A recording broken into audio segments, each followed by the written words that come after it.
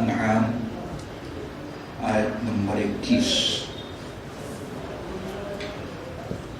اعوذ باللہ من الشیطان الرجیم بسم اللہ الرحمن الرحیم وَيَوْمَ نَحْشُرُهُمْ جَمِيعًا ثُمَّ نَقُولُ لِلَّذِينَ أَشْرَكُوا أَيْنَ شُرَكَاؤُكُمُ الَّذِينَ كُنتُمْ تَزْعُمُونَ ثُمَّ لَمْ تَكُنْ فِتْنَتُهُمْ إِلَّا أَنْ قَالُوا وَاللَّهِ رَبَّنَا مَا كُنَّا مُشْرِكِينَ انظُرْ كَيْفَ كَذَبُوا عَلَى أَنفُسِهِمْ وَضَلَّ عَنْهُمْ مَا كَانُوا يَفْتَرُونَ وَمِنْهُمْ مَنْ يَسْتَمِعُ إِلَيْكَ وَجَعَلْنَا عَلَى قُلُوبِهِمْ أَكِنَّةً أَنْ يَفْقَهُوهُ وَفِي آذَانِهِمْ وَقْرًا وَإِنْ يَرَوْا كُلَّ آيَةٍ لَا يُؤْمِنُوا بِهَا حَتَّى إِذَا جَاءُوكَ يُجَادِلُونَكَ يقول الذين كفروا إن هذا إلا أساطير الأولين وهم ينهون عنه وينأون عنه وإن يهلكون إلا أنفسهم وما يشعرون ولو ترى إذ وقفوا على النار فقالوا يا ليتنا نرد ولا نكذب بآيات ربنا ونكون من المؤمنين بل بدا لهم ما كانوا يخفون من قبل ولو ردوا لعادوا لما نهوا عنه وإنهم لكاذبون وقالوا إن هي إلا حياتنا الدنيا وما نحن بمبعوثين ولو ترى إذ وقفوا على ربهم قال أليس هذا بالحق قالوا بلى وربنا قال فذوقوا العذاب بما كنتم تكفرون. صدق اللہ العظیم. توحید، رسالت اور آخرت، یہ تین عقیدے تمام انبیاء علیہ السلام کی تعلیمات میں موجود ہیں. اللہ کی توحید، اللہ کو ایک جاننا، اس اعتبار سے کہ اس کے جیسی ذات کسی کی نہیں اور اس کے جیسے صفات کسی کے نہیں ہے. اس معنی میں اللہ کو ایک جاننا کہ اللہ اپنی ذات اور صفات میں ایکتا ہے.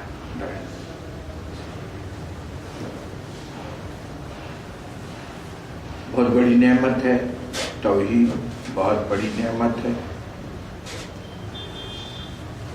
عقیدہ توحید سارے انبیاء کا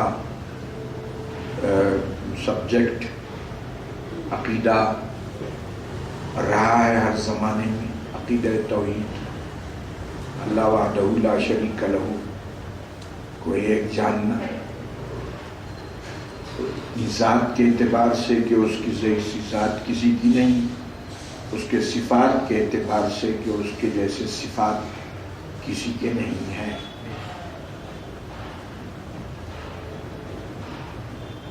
غیر مسلموں نے اسی میں گڑبڑ کر دی. اللہ تعالیٰ کو مانتے تو ہیں، غیر مسلم اس زمانے کے مانتے تھے کہ اللہ ہے، لیکن اللہ کے جو صفات اور اس کی ذات جو قرآن مجید میں بیان کی گئی ہے، اس قسم کا عقیدہ ان کا نہیں تھا. گویا توحید صحیح نہیں تھی، اللہ کو ماننا صحیح نہیں تھا.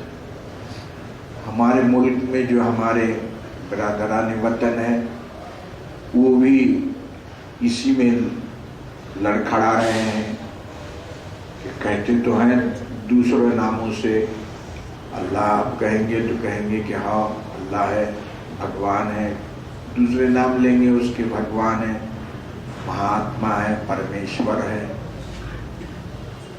لیکن اس کی ذات اور صفات کے بارے میں گڑبڑ کریں گے. مانیں گے کہ اوپر والا ہے، اللہ ہے، لیکن جب معاملہ اس کی ذات اور صفات کا آ جائے گا تو پھر صفات میں وہ دھوکہ کھا جاتے ہیں، چکر کھا جاتے ہیں اور اللہ کے ایسے صفات طے کرتے ہیں کہ ایک آدمی اور انسان کے وہ ہوتے ہیں. اس لحاظ سے ان کی توحید صحیح توحید نہیں ہے.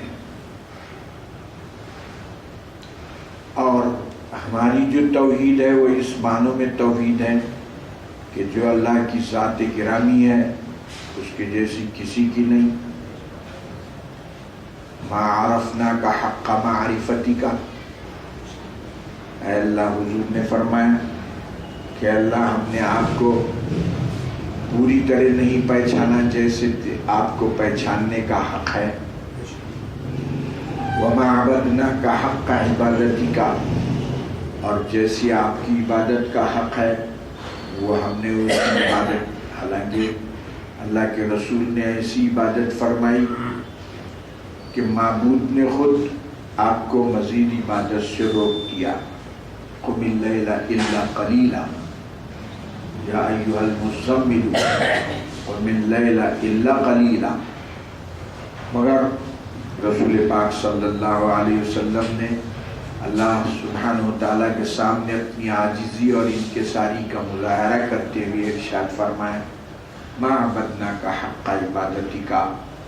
اور دراصل امت کو تعلیم دینا مقصود تھا کہ تم کتنی بھی عبادت کرو اللہ سبحانہ وتعالیٰ کی جیسی ذات ہے اس کے لائق عبادت ہم سے نہیں ہو سکتی. اس لیے حدیث میں آتا ہے کہ اللہ کے رسول صلی اللہ علیہ وسلم جب سلام پھیرتے تو 3 مرتبہ استغفر اللہ استغفر اللہ استغفر اللہ فرماتے تھے. اس کا مطلب یہی ہے کہ اب وہ استغفار کا کون سا موقع ہے، حالانکہ عبادت ہوئی ہے ابھی. تو اب استغفار کا مطلب کیا ہے کہ اس میں جو نقص رہ گیا ہے اس کی معافی چاہتے ہیں. عبادت جو ہم نے کی ہے اور امت کو سکھایا گیا ہے کہ استغفار پڑھو کہ ہم نے جو عبادت اس کی شان کے مطابق جیسی ہونا چاہیے ہم نے ویسی نہیں کی ہے، اس لیے استغفار پڑھا کرتے تھے. تو یہ بہت بڑا عقیدہ ہے، بہت بڑی نعمت ہے امت اسلامیہ کے لیے. ہم لوگ امت توحید ہے. چنانچہ جب جمنا میں طوفان آیا اور تیمور شہزادہ جمنا کو پار کرنا چاہ رہا تھا طوفان میں، تو اس کے ساتھ جو لوگ تھے ان میں کچھ نجومی بھی تھے. تو نجومیوں نے کہا کہ حضور جمنا اس وقت طوفان میں ہے اور ہم لوگوں کو اس حساب سے جو جفر کا حساب ہے اس حساب سے اس کو عبور کرنا ہمارے لیے نیک شگون نہیں ہے. تو تیمور نے کیا جواب دیا ان بمنوں کو؟ اس نے کہا نحن اہل التوحید. تیمور نے کہا ہم توحید والے لوگ ہیں. وَأَهْلُ التَّنزِيهِ، اور ہم اللہ کو پاک سمجھنے والے لوگ ہیں. لا نؤمن، ایسی واہیات پر ہم ایمان نہیں رکھتے.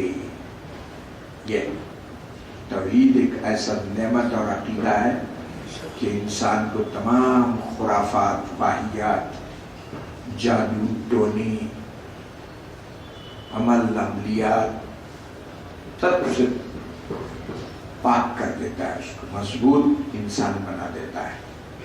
اسی وجہ سے ایمانی تحریک عالم اسلام میں اور پوری دنیا میں تیزی کے ساتھ پھیل گئی باوجود سینکڑوں رکاوٹوں کی. ہر زمانے میں ایمانی تحریک چلی کی چلی. کیوں؟ اس واسطے کہ مسلمانوں کا دیکھیے فعل نیک، اس کی تو اجازت ہے شریعت میں فعل نیک کی.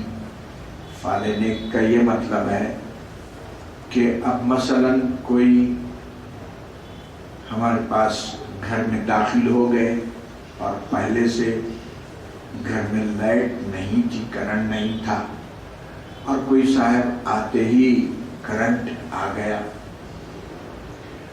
تو ہم یہ بولیں گے کہ آپ کے آنے کی وجہ سے روشنی آئی، حالانکہ ان کے آنے کی وجہ سے اس کو وہ روشنی نہیں آئی، مگر ایسا بولنے میں محبت کا اضافہ ہے، اس لیے ایسا بولنے کی حدیث میں اجازت ہے کہ یہ فعل نیک ہے، اس سے محبت بڑھتی ہے اور ایسا عقیدہ رکھ سکتے ہیں، فعل نیک لے سکتے ہیں، مگر فعل بد، برے فعل کی اجازت نہیں ہے۔ مثلا کوئی صاحب گھر میں آئے اور آتے ہی لائٹ چلی گئی، یہ نہیں بول سکتے کہ آپ ایسے منحوس ثابت ہو گئے کہ آپ کے آنے سے لائٹ چلی، منع ہے، اس لیے کہ حقیقت میں نہ ان کے آنے سے لائٹ کے جانے کو کوئی تعلق ہے، نہ لائٹ کے آنے کو کوئی تعلق ہے۔ تو جب تعلق ہی نہیں ہے تو بلا وجہ ایسا عقیدہ اور اس کو منسوب کر دینا اس کی جانب بری چیز ہے۔ تھا پہلے، جب سفر کا مہینہ آ گیا کانپنے لگ گئے، عرب لوگ کانپنے لگ گئے، تو رسول پاک صلی اللہ علیہ وسلم نے پوچھا کہ کیا بات ہے؟ بولے اللہ کے رسول، اب سفر آیا ہے اور پتہ نہیں کتنوں کو یہ ختم کرے گا،